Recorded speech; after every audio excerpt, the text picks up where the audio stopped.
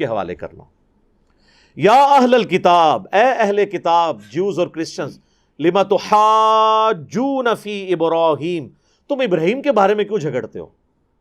جھگڑتے یہ تھے، وہ کہتے تھے یہ ہمارے بزرگ ہیں، مسلمان کہتے تھے ہمارے بزرگ ہیں، جیوز کہتے تھے ہمارے بزرگ ہیں، اور نام ان کا لیتے تھے اور اپنے آپ کو انہوں نے فرقوں میں بانٹا ہوا تھا. وہ اللہ تعالیٰ نے کہا کہ جس ابراہیم کے ساتھ جوڑ رہے ہو، ابراہیم تو نہ یہودی تھا نہ نصرانی تھا، اور ابراہیم تو تورات اور انجیل سے پہلے کے تھے.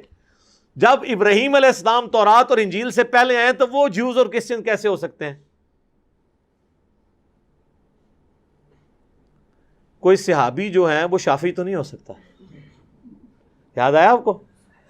فضائل اعمال میں انہوں نے لکھا ہوا نا، وہ ایک صحابی، صحیح حدیث ہے سنن نبی داؤد کی، ان کو پیرے پہ نبی علیہ السلام نے کھڑا کیا تو ان کو تیر لگتے رہے، تو وہ نماز انہوں نے مکمل کی.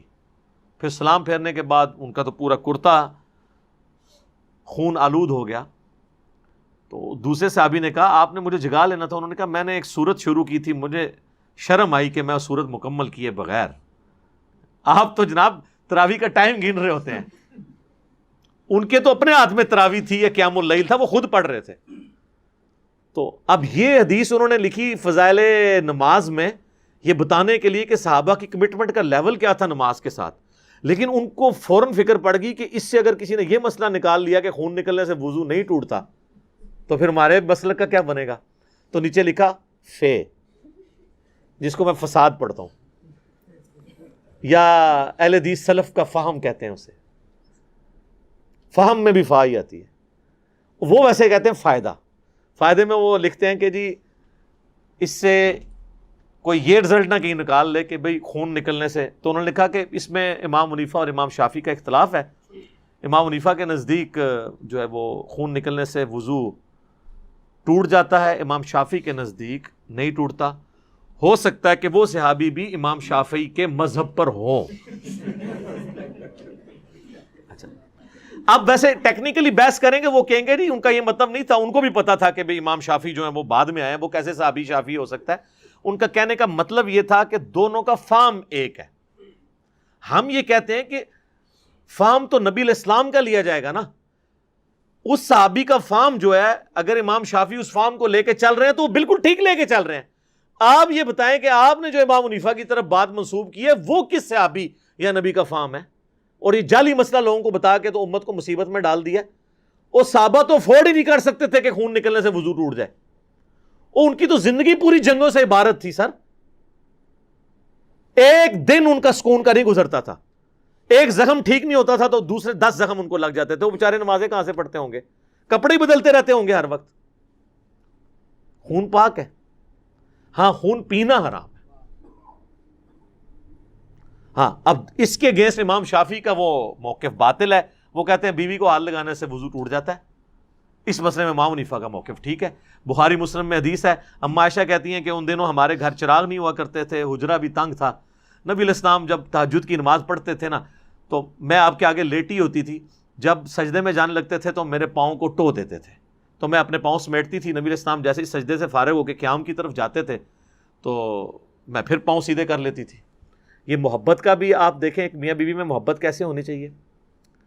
اور آپ کی تو حالت یہ ہے کہ وہ کہتے ہیں کہ چرپائی کے سامنے بھی نماز نہیں پڑھ سکتے. ادھر تو سامنے بیوی لیٹی ہوئی ہے، نماز ہو رہی ہے، اور لیٹی بھی ہوئی ہے وہ سترے کے آگے نہیں، جہاں پہ گھٹنے پڑنے سجدہ کرنا ہے اس جگہ پہ ٹانگیں، یعنی مسلح کے اوپر ہی آپ سمجھ لیں. تو اس سے امام بخاری نے امام شافعی کا رد کیا کہ اگر وضو ٹوٹتا ہوتا تو حضور تو نہ پاؤں ٹوتے.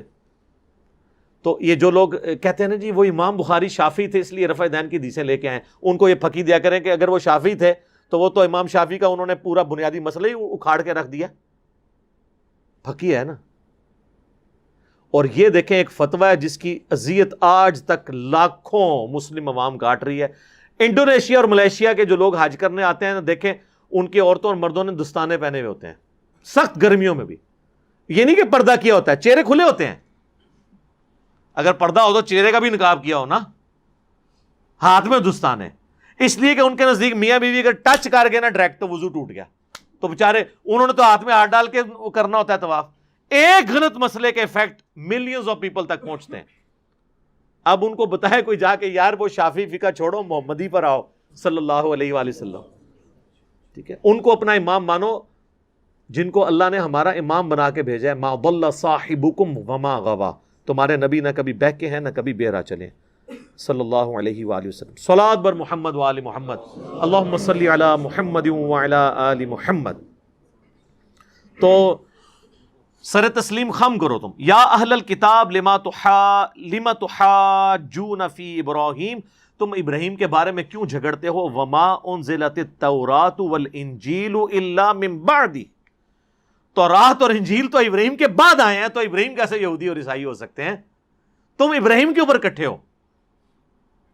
یعنی نبی علیہ السلام کو ایکسیپٹ کیوں نہیں کر رہے تھے. وہ کہتے تھے نبی علیہ السلام کو یہودی ہونا چاہیے, بنی اسرائیل سے ہونا چاہیے. حالانکہ آپ بنی اسرائیل سے تو نہیں تھے, بنو اسماعیل سے تھے, لیکن ابراہیمی تو تھے. یہ تو تورات کا آپ پہلا چیپٹر آج بھی پڑھ لیں, کریشن والا, اس میں موجود ہے کہ ابراہیم علیہ السلام کی 2 بیویاں تھیں, سارا اور ہاجر. یہ ہاجرہ لفظ غلط ہے, ہاجر لفظ ہے. وہ بنو اسماعیل اور بنو اسرائیل تو ابراہیم پہ اکٹھے ہوتے ہیں نا. اب آپ, یہی میں مسلمانوں کو بھی کہتا ہوں کہ آپ کبھی بھی کسی شخصیت کے اوپر اکٹھے نہیں ہو سکتے. ایون سیدنا ابوبکر پہ بھی امت نہیں اکٹھی ہو سکتی. شیعہ کا اختلاف آ جائے گا, بعض بہت غلو کریں گے, بعض ذرا نارمل اختلاف کریں گے.